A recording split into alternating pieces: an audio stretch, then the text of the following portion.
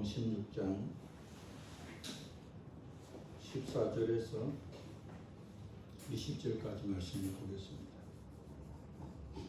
그 후에 11 제자가 음식 먹을 때에 예수께서 그들에게 나타나사 그들의 믿음 없는 것과 마음이 완악한 것을 꾸짖으시니 이는 자기가 살아난 것을 본 자들의 말을 믿지 아니함이로라. 그 시대에 너희는 온 천하에 다니며 만민에게 복음을 전파하라. 믿고 침례를 받는 사람은 구원을 얻을 것이요 믿지 않는 사람은 정죄를 받으리라. 믿는 자들이 이는 표적이 따르느니 곧 그들이 내 이름으로 귀신을 쫓아내며 새 강을 말하며 뱀을 치고 올리며 무슨 독을 마실지라도 해를 받지 아니하며 배자에게 손을 얹은 줄 나으리라 하시더라. 주 예수께서 말씀을 마치신 후에 하늘로 올라오시사 하나님 편에 앉으시니라. 저된 자가 그를 전파할 시에 주께서 함께 역사하사 그 따르는 표적으로 말씀을 확실히 전하시니라. 아멘. 하나님께서 정하신 모든 세계는 하나님이 정하신 법칙 아래에 있습니다. 그리고 모든 것들을 관계를 맺는 법칙에 따라서 복을 받기도 하고 저주를 받기도 합니다. 나와 하나님과의 관계, 나와 사물과의 관계, 나와 사람과의 관계에 따라서 복과 저주를 받고 그 복과 저주는 한 사람으로서 끝나는 것이 아니라 내가 받는 복과 저주는 자녀 어성까지 상속되기 때문에 관계의 법칙을 바르게 알고 바르게 실천하는 것은 매우 중요하고 값진 것이라 생각할 수 있습니다. 관계의 법칙은 대부분 성품과 연관이 되어 있습니다. 좋은 관계를 맺는 것은 기술적으로, 기능적으로 맺어지는 것이 아니라 아름다운 성품으로 맺어질 때 완전할 수 있고 온전할 수 있기 때문입니다. 그래서 성경은 예수 그리스도 성품을 본받으라고 가르치고 있습니다. 예수님 성품 중에서 가장 본받아야 할 성품은 겸손입니다. 하나님께서는 가장 싫어하는 성품은 교만이고 하나님께서 가장 기뻐하는 성품은 겸손입니다.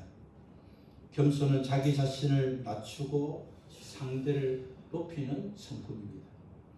겸손은 상대가 잘 되는 것이 자기가 잘 되는 것이고 상대가 잘 될 때 자기도 기뻐할 수 있는 것이 바로 겸손인 것입니다. 하나님은 자기 자신을 낮추는 자에게 복을 주시기를 기뻐하십니다. 복은 위에 계신 하나님께서 위로부터 흘러내려오는 것이기 때문에 낮은 자리에서 자신을 내려놓은 것만큼 복을 받게 되는 것이 복을 받는 원리가 되는 것입니다. 빌립보서 2장 5절에서 11절 말씀을 보면 그래서 우리는 예수 그리스도의 겸손한 마음을 본받으라고 말씀하셨습니다. 예수 그리스도는 겸손의 모범이 되셨습니다. 예수님만큼 겸손한 자는 존재하지 않습니다. 성자 하나님은 하늘 보좌를 버리시고 이 땅에 사람의 모습으로 사람으로 오셨습니다. 예수님은 종의 모습으로 이 땅에 오셔서 십자가에서 죽으심으로 자기 자신을 낮추시고 또한 공생애와 30년의 인생을 살면서 예수님의 겸손한 삶을 하나님께 온전히 드렸습니다.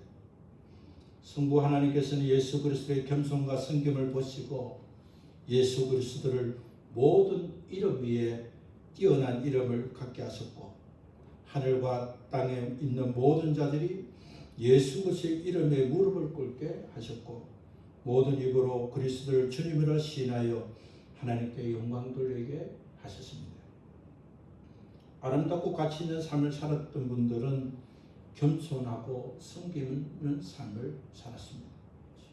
부활의 첫 목격자 막달라 마리아는 겸손과 섬김으로 복을 받은 여인이었습니다. 그녀는 예수님이 장사되어 무덤에 들어갔음에도 불구하고 주일 새벽을 기다렸습니다. 새벽이 되면 주님께서 주님을 위하여 준비한 향료를 주님께 온전하게 장례를 치를 수 있다는 마음으로 그는 안식일이 지난 새벽을 기다리고 있었습니다. 막달라 마리아는 진심으로 주님을 섬겼습니다. 그녀는 7 귀신에 사로잡혀 고통스러운 삶을 청산해준 예수 그리스도의 은혜를 잊지 않았습니다. 사람이 살다 보면 생명을 살려주는 생명의 은혜라고 하면서 또한 자기를 위해서 모든 것을 희생하신 고마운 분이라고 고백하면서도 인생을 살다 보면 그 은혜를 잊을 때가 많습니다.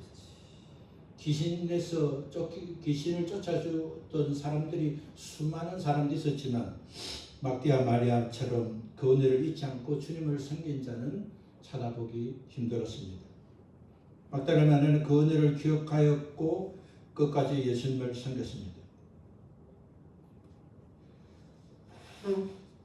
7 귀신은 막달라 마리아에게 소망도 희망도 빼앗아갔고 그의 인생을 어둡게 몰아갔습니다. 지금도 예수 믿지 않고 귀신에게 사로잡힌 자, 또 예수님을 믿는다면서도 여전히 죄악 가운데 있어서 귀신에게 사로잡힌 자들은 희망도 소망이 사라질 때가 많습니다. 예수 그리스도에서 막달라 마리아의 삶을 지배하고 있던 7 귀신을 쫓아내어 주심으로 막달라 마리아는 새로운 삶을 시작할 수 있었습니다. 그런 은혜를 입은 막달라 마리아는 끝까지 주님의 은혜를 기억하고 주님을 섬기고 따랐습니다. 예수 그리스도께서 인기와 명성을 얻고 능력을 행할 때만 따른 것이 아니라 주님께서 십자가에서 비참하게 고통을 당하시고 사람으로부터 조롱과 업신여김을 당하는 그 순간까지도 그녀는 주님을 사랑하는 마음과 섬기는 마음은 변하지 않았습니다. 예수 그리스도께서는 끝까지 주님을 섬기는 막달라 마리아를 주일 새벽에 만나 주셨습니다. 그리고 부활의 소식을 예수 그리스도에서 잡히실 때 흩어져 도망갔던 제자들에게 그 소식을 전하게 하셨습니다. 막달라 마리아가 제자들을 찾아갔을 때 예수님을 따르던 제자들이 한 곳에 모여 있었는데 그들은 그곳에서 울고 있었습니다. 울고 있는 제자들에게 예수님의 부활을 전해주었지만 그들은 예수님의 부활하는 소식을 받아들이지 못했습니다. 예수님과 함께 있던 사람들이 슬퍼하고 울었던 것은 그들을 사랑하고 가르치고 함께 하시던 예수님을 버리고 자기 목숨을 부지하기 위해서 도망갔던 사실이 서럽고 미안했기 때문일 것입니다.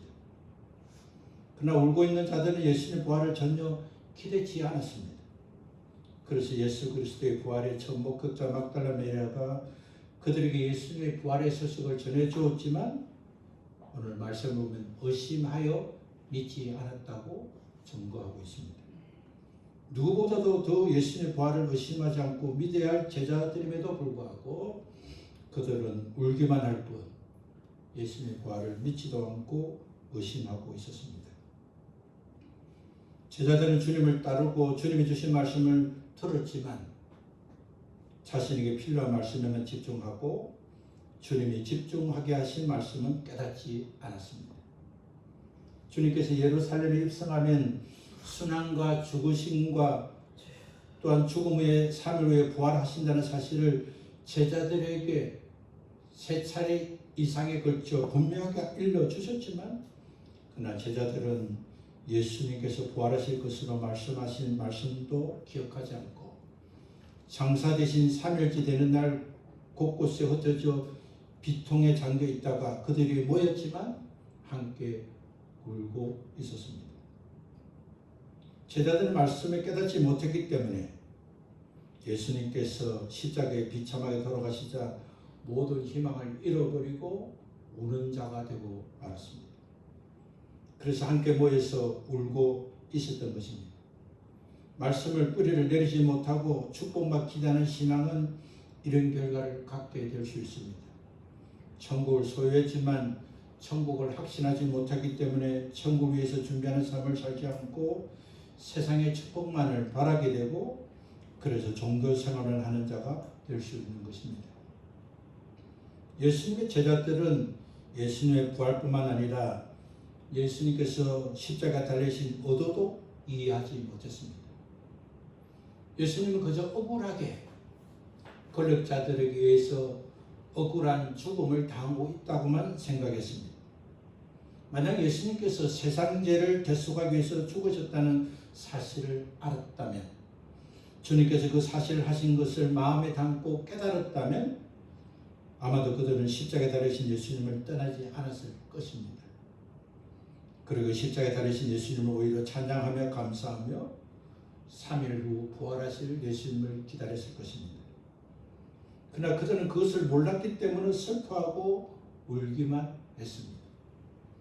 그들의 울음은 자신과 예수님을 원망하며 예수님과 함께 했던 시간들의 가치를 알지 못하는 눈물이었습니다. 그들은 모든 것을 버리고 예수님을 쫓았던 결과가 겨우 이것이란 말인가 하는 생각으로 함께 모였던 자들은 함께 우는 신세가 되고 말았습니다. 예수 그리스도께 받은 은혜와 하나님의 기대를 알지 못하면 믿음은 점점 사라지고 신앙생활에 큰 부담으로 다가올 수 있습니다. 죽음을 주님을 위해서 드리는 시간과 물질과 삶의 의미를 잃어버리고 가치를 잃어버리면 감사와 기쁨으로 하나님께 예배하지 않고 하나님께 복을 받는 기회를 놓치게 되는 것입니다. 그러므로 소망 있는 그리스도인이 되고자 한다면 예수 그리스도를 통한 구원의 진리를 깨닫는 것이 무엇보다 중요합니다. 주님께서 나를 위해서 대속하셨고 대속하신 주님의 이름으로 기도하면 제사함을 받고 제사함을 받아서 믿음으로 나아가면 주님께서 풍성한 은혜를 베푸신다는 우리 주님이 주신 진리의 말씀을 깨닫는 것이 무엇보다 중요한 것입니다. 예수님께서 막달라 마리아에게 나타나시고 두 제자에게도 나타나셨습니다. 그러나 두 제자는 예수님을 알아볼 수가 없었습니다. 12절을 보면 그 후에 그들 중 두 사람이 걸어서 시부로 갈 때 예수님께서 다른 모양으로 그들에게 나타나시니 두 사람이 가서 남은 제자들에게 일렀을 때 역시 믿지 아니하더라고 했습니다. 예수님 부활 이후의 모습은 부활 이전의 모습이 아니었기 때문에 그 전의 모습만 생각했던 제자들은 사람 육신의 눈으로 예수님을 분별하지 못했던 것입니다. 우리는 육신의 눈과 영적인 눈이 있음을 알아야 합니다. 우리가 세상을 살면 안목이 달라집니다. 공부하고 경험한 만큼 세상에 보는 눈이 달라집니다. 영적인 눈도 마찬가지입니다. 영적인 삶을 어떻게 사느냐에 따라서 영적인 안목도 달라지는 것입니다. 오늘 두 제자는 예수님이 찾아왔지만 예수님의 생전의 모습으로 나타나지 않기 때문에 그들은 영적인 눈은 어두워서 육체적인 눈으로 예수님을 알 수가 없었습니다. 오늘 본문은 짧게 소개하지만 누가복음 24장 13절은 오늘 시골로 내려가는 제자들의 모습을 자세히 기록하고 있습니다. 이 제자는 엠마오로 내려가고 있었음을 기록하고 있습니다. 엠마오라는 뜻은 온천을 뜻하는 것입니다. 두 제자는 온천에 있는 곳으로 내려가는데 예수님이 그들 가운데 나타나셨고 그들은 알아보지 못했습니다.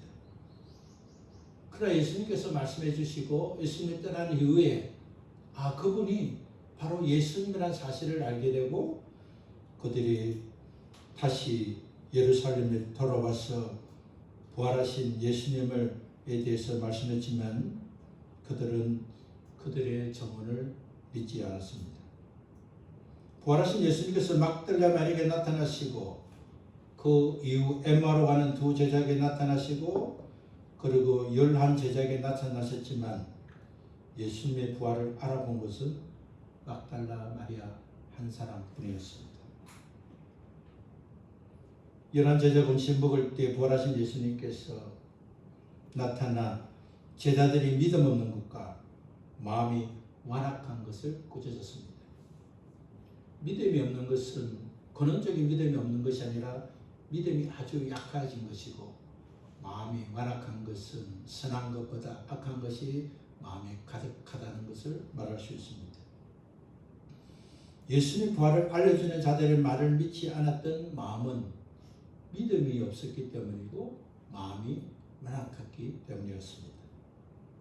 누가복음 24장 31절 말씀 보면 엠마오로 가던 두 제자가 예수님을 만난 이후 서둘러 예루살렘에 있는 11 제자들에게 그와 함께한 자들 11 제자와 그와 함께한 자들에게 예수님의 소식을 전했을 때 그들은 믿는 자도 있었고 믿지 않는 자들도 있었다고 기록했습니다.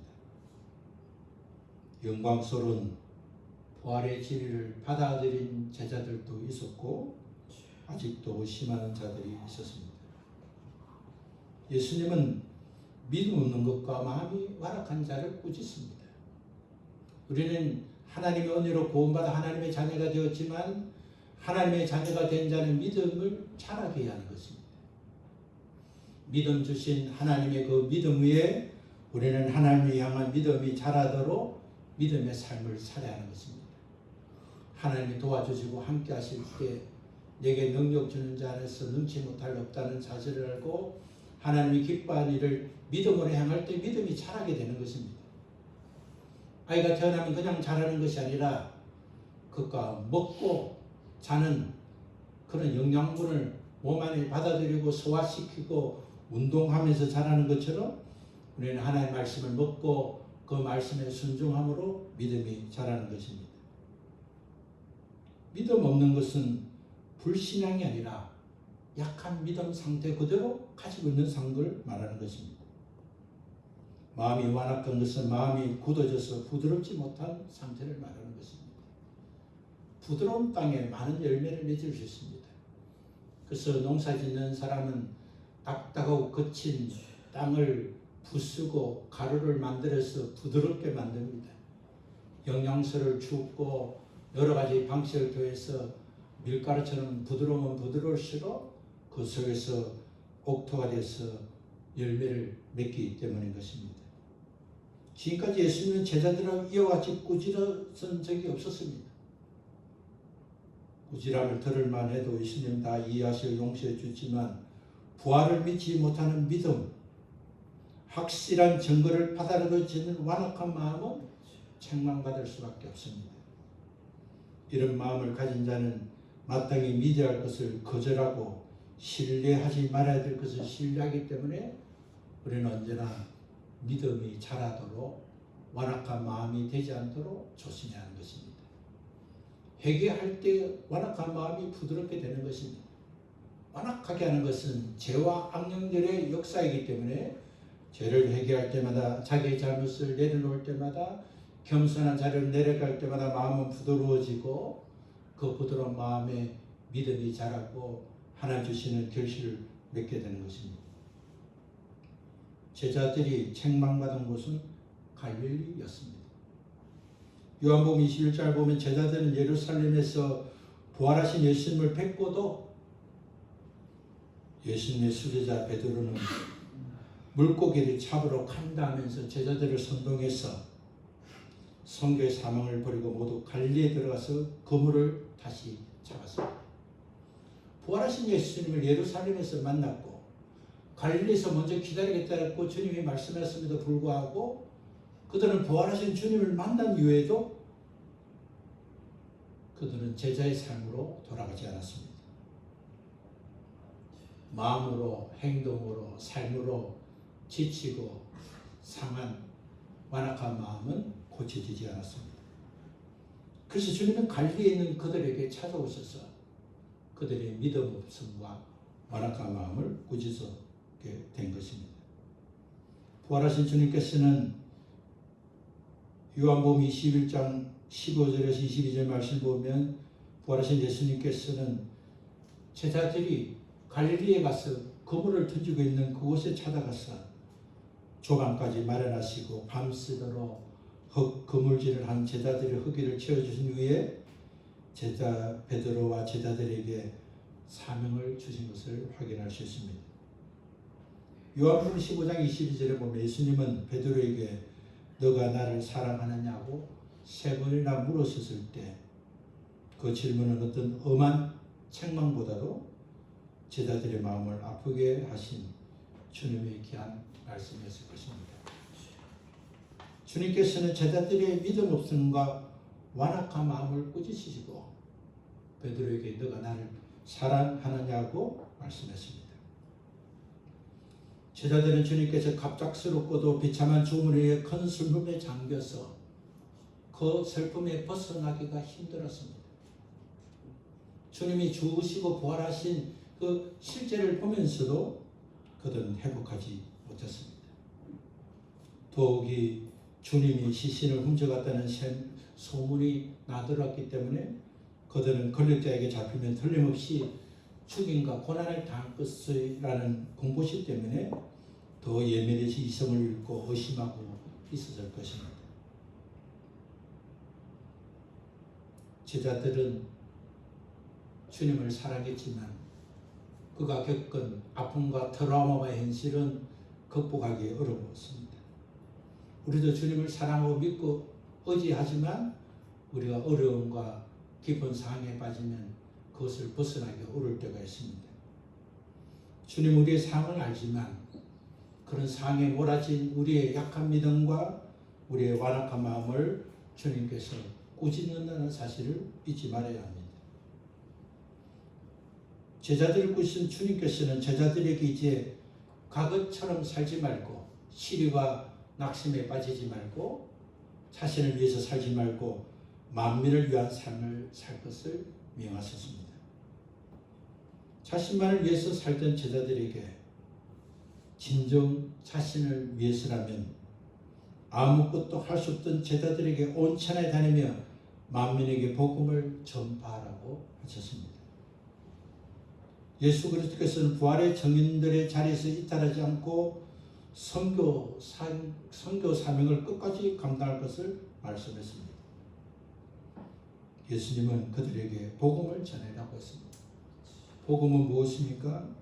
복음은 예수 그리스도가 복음인 것입니다. 예수 그리스도는 어떤 분이십니까? 우리의 죄를 대속하시고 대속하기 위해서 죽으시고 부활하신 것이 예수 그리스도였습니다. 예수 그리스도의 죽으심과 부활을 전거하는 것이 바로 복음을 전거하는 것입니다. 예수님께서 나를 위해 죽으시고 예수님께서 우리를 위해서 죽으셨기 때문에 우리가 죄를 회개하면 용서함을 받고 예수님이 부활하신 것처럼 우리도 부활해서 영원히 살게 된다는 사실을 전하는 것이 바로 복음인 것입니다. 복음은 유대교와 같은 어느 특정한 민족에만 제한되는 것이 아니라 모든 민족이 공유할 수 있다는 사실을 말씀해 주시고 만민에게 복음을 전하라고 말씀했습니다. 복음 전파 사역은 제자들이 스스로 시작한 것이 아닙니다. 제자들이 채널을 들고 믿음이 생겨서 이제 주님을 전하는 자가 되어야 되겠다고 시작된 것이 아닌 것입니다. 복음의 사역은 주님의 명령이고 복음 사역의 주권자는 주님이시기 때문에 복음을 전하는 자는 우울감도 갖지 말고 열등감도 갖지 말아야 하는 것입니다. 주님이 주권자가 되시고 주님이 명하신 것이기 때문에 전하기만 하면 그 다음 일은 주님이 책임지시고 주님이 역사하신다는 사실을 믿고 주님과 같은 겸손한 마음을 가지고 겸손하고 낮아진 마음으로 복음을 전해야 하는 것입니다.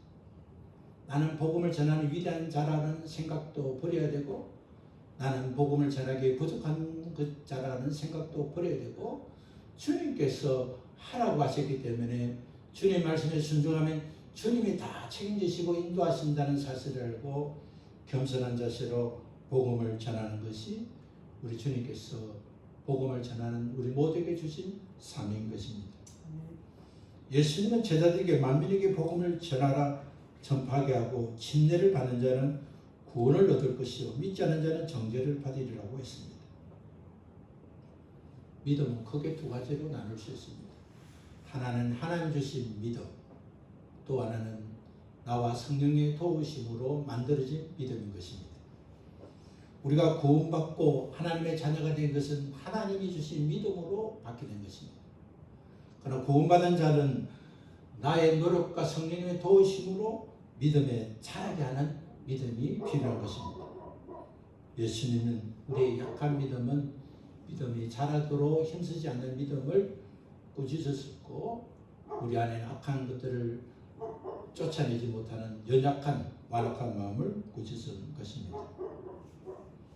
하나님의 은혜로 예수 그리스도를 믿고 침례받는 것은 하나님과 사람들 앞에 나는 이제 새로운 사람 되어서를 고백하는 것입니다. 구원받은 신앙의 삶은 하나님과의 관계, 사물과 사람과의 관계가 회복될 때 구원받은 자로 입증할 수 있는 것입니다. 나 옛 사람은 죽고 새 사람으로 거듭났음을 고백하는 믿음의 행위가 바로 믿고 침례를 받는 것입니다.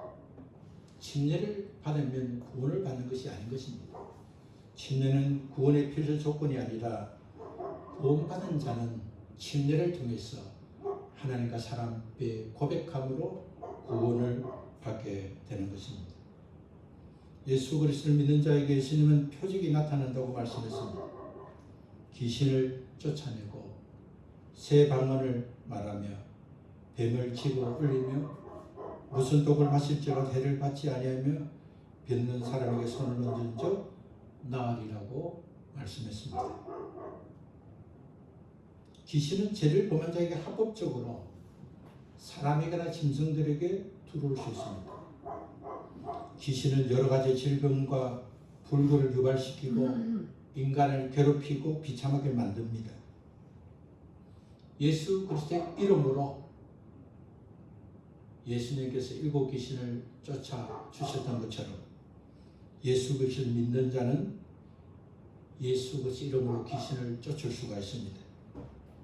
예수님은 귀신을 제압하는 능력을 예수 그리스도를 믿고 행하는 자에게 주신다고 약속했습니다.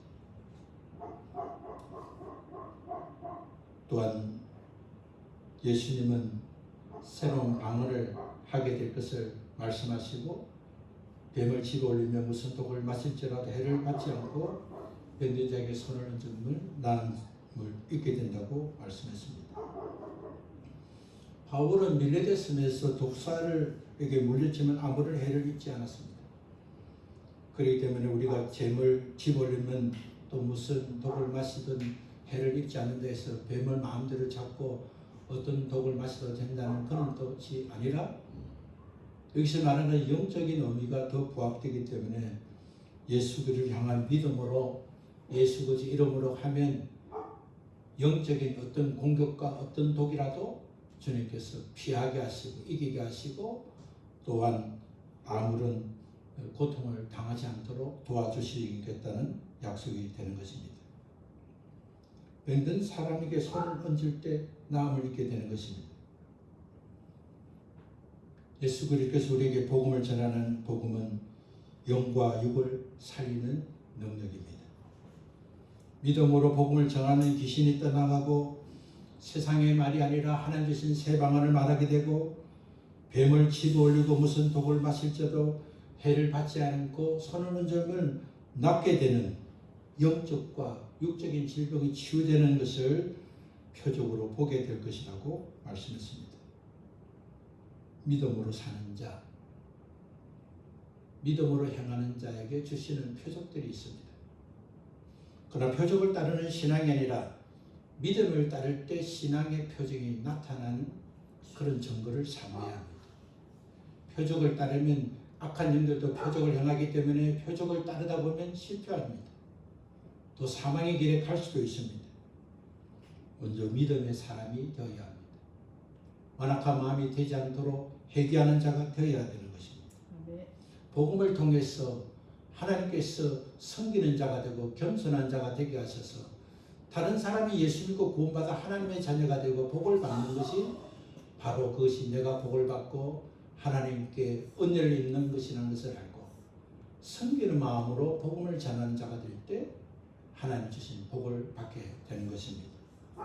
자기에 나타난 능력으로 표적이 일어나고 표적을 가시하고 표적을 따라다니면 겸손한 자가 아니라 교만한 자가 되기 때문에 그 교만에 의해서 자신도 망하고 자신을 따르는 자도 망하게 할 수가 있는 것입니다. 예수 그리스도께서 이 땅에 오실 때 어떤 누구보다 더 초라하셨지만 예수님은 하나님의 영광을 회복하시고 하늘로 성천하게 되었습니다. 예수님께서 말씀을 마치신 후는 오늘 18절까지 말씀하신 후에 즉시 일어난 사건이 아니라 시간이 많이 지난 후가 됩니다. 예수님께서 감난산에서 성천하실 때 그때 하나님 우편에 앉아 계시고 제대 나가 둘을 전파할 때 주께서 함께 역사하사 그 따르는 표적으로 말씀을 확실히 증언했다고 했습니다. 주님이 주신 말씀을 확실히 증언하는 것은 그 말씀을 순종할 때 드러난 표적으로 할 수가 있습니다. 그리스도인의 증거는 섬기는 자로 사는 것입니다. 그리스도인으로서 온전한 자는 겸손한 자로 사는 것입니다. 내가 아는 다른 사람의 구원을 받고 상급을 받도록 돕는 것이 바로 나를 위한 삶이 되는 것입니다. 내가 지은 죄도 회개해야지만 내가 짓지 않는 죄를 회개하고 지역과 국가를 지은 죄를 회개하는 이유가 여기 있는 것입니다. 지역이 잘 되고 나라가 잘 되고 원수가 잘 되고 이웃이 잘 되고 나와 상관없는 자, 오히려 잘 되지 않는 자를 저주할 자를 저주하지 않고 선을 행하는 것이 바로 하나님께서 나에게 영육간에 복을 주신다는 사실을 알고 그것이 바로 하나님이 주시는 축복이고 복음을 우리를 주시는 기회인 것을 아는 자인 것입니다. 겸손한 자세로 예수 그리스도가 나에게 주신 복음과 재능과 은사를 통해서 다른 사람들을 주께로 돌아올 수 있는 도구가 되는 것만큼 하나님의 사랑과 축복을 받게 되는 것입니다. 이번 한 주간 하나님께서 주신 기회의 시간에 나를 위해서 사는 길은 오히려 다른 사람을 위해서 사는 것이 바로 하나님 앞에 겸손한 자의 태도이고 그 태도를 통해서 만악한 마음이 더 부드러운 자가 되고 낮아진 것만큼 하나님께서 주시는 복을 받는 놀라운 표적이 된다는 사실을 알고 믿음으로 세례받는 우리 모두 되시기를 예수 그리스도의 이름으로 축원합니다. 아멘.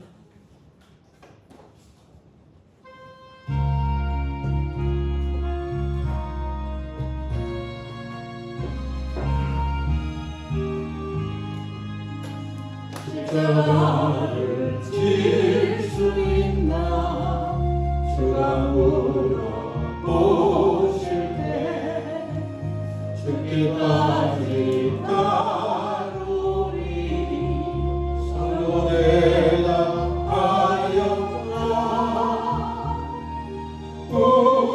우리의 심령 주의 것이니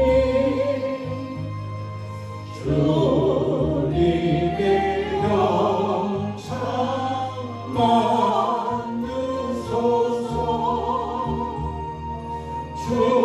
주님도 따라 살아갈 동안 사랑과 충성 끝까지 오리라.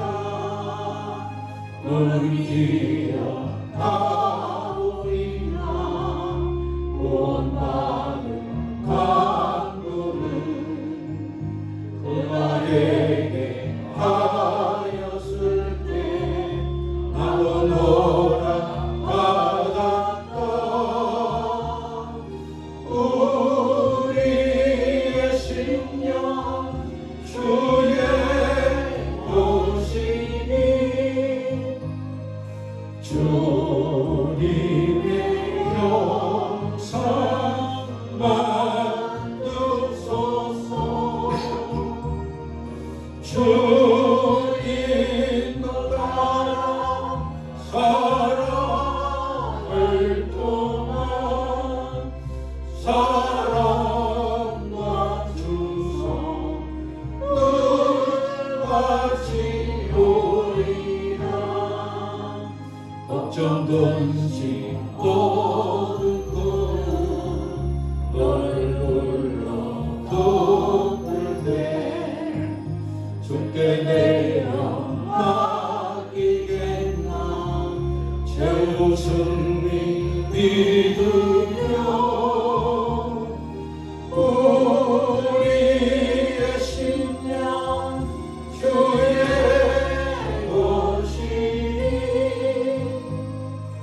주님의 영상 만드소서. 주인 것 따라 살아갈 동안 사랑과 충성 늘 바치노리라. 이런 일 다 할 수 있나 주가 물어보실 때 용감한 자 바울처럼 선뜻 대답하리라.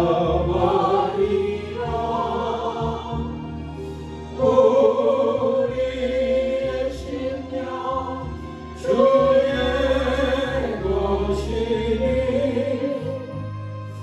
주님의 영상 만드소서.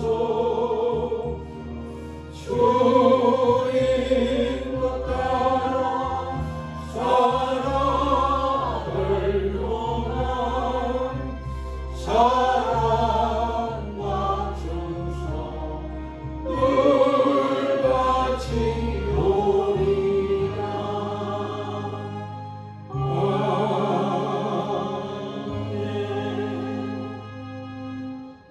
하나님, 환경과 형편에 짓눌려서 우리 마음을 완악하게 하고 믿음 없게 하는 악한 영들을 불러들이고 회개하지 않아 하나님 앞에 온전하게 서지 못하는 우리를 기억하시고 오늘도 말씀해 주셔서 우리의 심령이 하나님의 형상을 담도록 은혜를 베풀어 주신 것을 감사합니다. 우리의 믿음 없음을 용서해 주시고 우리의 만악한 마음을 하나님이 원하시는 옥토가 되기를 원하오니 주께서 우리를 사로잡아 주셔서 우리의 심령이 하나님의 형상을 닮아가도록 만들어 주시기를 간절히 원합니다. 오늘도 우리 주님을 붙들고 주님이 우리에게 주신 사명을 잘 감당하도록 하나님과 사물과 사람들과의 관계를 회복시키시고 우리의 삶을 통해서 복음이 전거될 수 있도록 하나님께서 은혜를 덧입혀 주시기를 간절히 원합니다. 이제는 우리를 구원하신 예수 그리스도의 은혜와 그 은혜를 허락하신 하나님의 크신 사랑과 그 은혜와 그 능력으로 살도록 우리 안에서 역사하시는 성령님의 교통하심이 오늘 주의 말씀을 듣고 우리의 심령이 우리 주님 형상으로 닮아가고 만들어주시는 주님을 향하여 날마다 기도하며 날마다 믿음이 자라도록 힘쓰며 하나님 주신 사명을 잘 감당하기를 원하는 사랑하는 주의 자녀들 머리 위에 가정 위에 일터 위에 이제부터 영원토록 함께 계시기를 주 예수 그리스도 이름으로 축원하옵나이다. 아멘.